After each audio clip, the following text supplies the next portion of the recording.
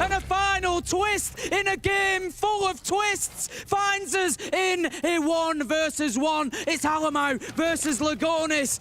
It is a shield fronting up to the bandit. Alamo, we've already seen him in this position, and he won it out last time. This time, he takes the damage, and Lagonis will hit the nitro. Gathering here, and with the DMR, they're going to make their way in through to Geisha. I'm almost sure that that should have been heard by Uno, and he will turn his attention to that direction. Looking like a good chance that it's a 2 versus 1. Nova's managed to find him, and they're going to cut him down. Nobody gave FearX a chance on Skyscraper, but look at them now. They knock out the Giants of G2. This isn't some collective fever dream we're having. This is happening. This is real. Who the fuck had that in their bingo cards? The team that was 4th place at SI earlier in the year and were world champions the year prior have been knocked out of the Manchester Major by FearX. How? How was that even possible? And not only that, but they lost in straight sets after getting knocked down to the lower bracket by Team Liquid. Thanks, boys. You've thrown my predictions right out the window. Alongside G2, we lost Geekay, Team Cruelty, and the team that knocked out G2, FearX. Leaving us with Space Station, Team Liquid, CAG, and Bleed, all making it through to Phase 2. And with that, we now have to figure out who in the bloody hell will make Phase 3. Because if the play-in's right thing to go by, anything can happen. So let us begin with the 1st and 2nd seed, the team that will win 3 straight to get through to the playoffs first. And that is FaZe Clan and Furia. FaZe is pretty straightforward. They have been stupidly consistent over the last 4 or so years. Dating all the way back to Sweden 2021, they have only missed the main stage of every international LAN event twice. Charlotte 22 was because they didn't even make it to the major in the first place, and SI last year because they were knocked out relatively early, though this was due to a lineup change rather than any level of performance. Every time they have had a slump, they come straight back. And given the fact that they were runner-ups at SI earlier in the year, it should go without saying they make playoffs relatively easily. It shouldn't even be a contest. And Furia are no different. Dating all the way back to Berlin 2022, they have been at least the semi-finalists of every single LAN event since. And we all know they won the last 3 international LANs, being Copenhagen, Atlanta, and SI earlier in the year, while they were under the W7M moniker. Furia now has a reputation to uphold, given that flawless run, and they're showing no signs of slowing down anytime soon. So I think those two are on everyone's prediction list for making the main stage. It's the remaining 6 where things get a little bit difficult. Because it all comes down to form and performance, there's no real way to pick who plays next. We already have day 1's lineups sent out to us already, but after that, it's fair game. Despite that though, 3rd through 5th seeds I think are relatively easy, although I'm a little bit dubious on this last one. Let's begin with the more obvious of the 3, and that's BDS. 1st seed out of Europe, despite having 2 new players in Users and Solotov, should not go unnoticed. The lineup and talent is just way too potent to ignore. Users especially popped off for BDS during Stage 1, and he's expected to do the same here in Manchester. If these guys don't make main stage, this will be a big shock, not only in terms of the major, but in terms of Europe as a whole, given that G2 has already been eliminated. And they were raising the hammer last year. The other team I think will make it through to the playoffs at this point is Team Liquid.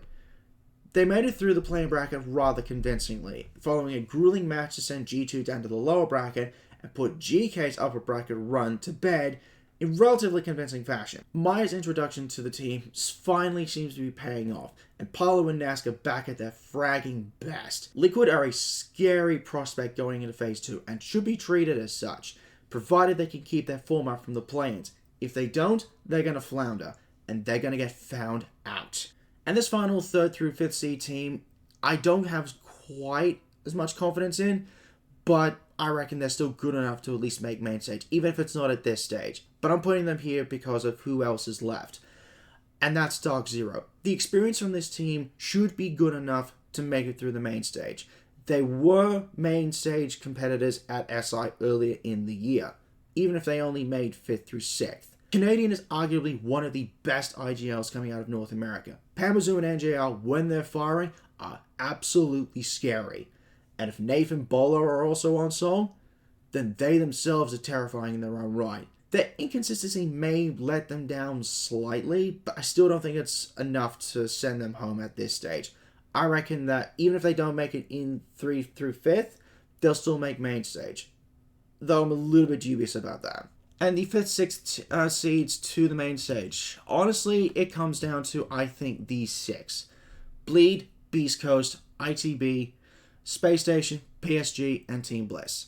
Any one of those 6 I see could make main stage. And I'm pegging Beast Coast as a 2nd representative for main stage. After years of languishing at the bottom of the NA barrel, Beast Coast have finally turned this org around. This org has looked the best it has in years, and now it's time for the faith to be repaid. The one thing that might let Beast Coast down is their lack of collective experience together. This is their first ever LAN appearance as a 5-stack. How well they'll gel together in person is going to determine whether or not they make main stage. And talent and experience alone should be enough, though their cohesion is going to be the real test. Bleed also should make Phase 3 here because they fought tooth and bloody nail through the play-ins to even make it to Phase 2 in the first place, despite getting knocked down to the lower bracket. Getting 7-0 back-to-back on the same map by SSG should not have been possible, and that looked like the death knell for their run in Manchester. But after that, they woke the fuck up and made it to Phase 2 by snatching the win from FearX, despite them being the ones who knocked G2 out in the first place and them dropping the first map. That kind of resilience from the Asian boys should be enough to show you what this team is fighting for. They're fighting for recognition, they're fighting for their reputation, there's expectations on the line. And I reckon they're more than willing to match and exceed that. And the final team to make it through to Phase 3. Fuck it. I made the call during the breakdown video. I'm going to stick with my guns on this one. I think it will be Team Bliss to make it through to Phase 3. As I said in my previous video, if they can keep this momentum up from SI and Phase 1 in OS, they should make the main stage. I say should, but going undefeated in its region like OS is one thing.